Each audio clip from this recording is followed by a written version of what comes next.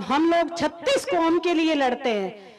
मैं राजपूत भाइयों से भी एक निवेदन करना चाहूंगी कि जब आप इतिहास ये उठा के देखेंगे हमारे संघर्ष का नतीजा, तो आप देखेंगे कि जब वो बुंगरा गैस त्रासदी हुई थी उस समय भी सबसे पहले कौन पहुंचा था। इसलिए ये जातीय भेदभाव भूलकर और जो आपको इस जाति धर्म में बांटने वाले हैं उनको भूलकर एक बार आप विकास के नाम पर वोट दें, क्योंकि खींवसर में जो विकास हो रहा है वो राजस्थान में कहीं आपको देखने को नहीं मिलेगा, चाहे वो बीजेपी की विधायक हो या कांग्रेस के विधायक हो।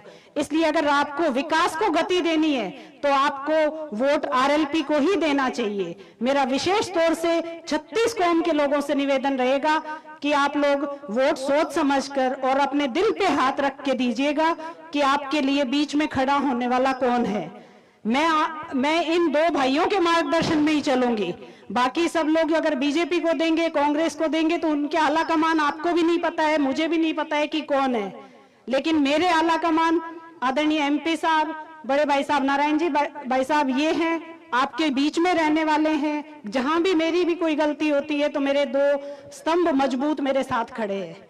इसलिए मैं आपसे एक ही निवेदन करती हूं कि आने वाली 13 तारीख को मुझे मजबूती प्रदान करें और विधानसभा में ज्यादा से ज्यादा मतदान बोतल के निशान पर देकर, ज्यादा से ज्यादा वोट देकर विजयी बनाएं। धन्यवाद। जब आरक्षण की बात थी तो ब्राह्मण बनिया राजपूत समाज आरक्षण की मांग कर रहा था, तो हनुमान बेनीवाल की हुकार रैलियों के अंदर ब्राह्मण बनिया राजपूत समाज को आर्थिक आधार पर आरक्षण का समर्थन करते हुए कई भाषण देते हुए आपने सुना होगा।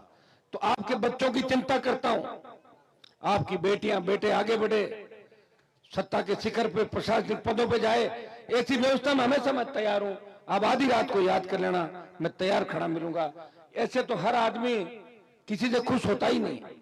मेरे लोग कौन से सारे मेरे से राजी है, 15-20% मेरे खिलाफ ही खड़े रहते हैं। जंग लड़ी रहा हूं उन लोगों से, और उनसे क्या लड़ रहा हूं, धर्मेंद्र हेमा मालिनी से लेके और तमाम इस पीरियड के अंदर आपने देखा उतार चढ़ाव देखे मैंने, लेकिन हिम्मत नहीं आ रही, लड़ता रहा। और किसी ने नागौर, खींवसर और मेरे पे उंगली उठा दी कि आप लोग कमजोर हो नागौर के, तब मैंने कहा मैं कमजोर नहीं हूं।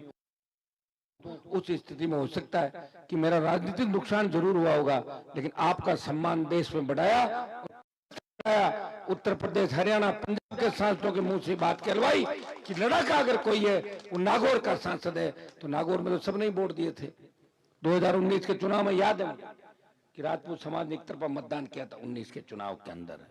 और यह जो लोकसभा का चुनाव था, उस वक्त आपको भी याद है कि जोधपुर में गया था और आपके जिनको आप चाहते थे उनको चुनाव की विजय जोधपुर के अंदर मिली थी। इस बार बड़ी पंचायतें नहीं की हर जगह, कई लोगों ने कह दिया थोड़ा धीमा खड़ो, न मत खड़ो, कर दी मदद जहां मैं कर सकता हूं।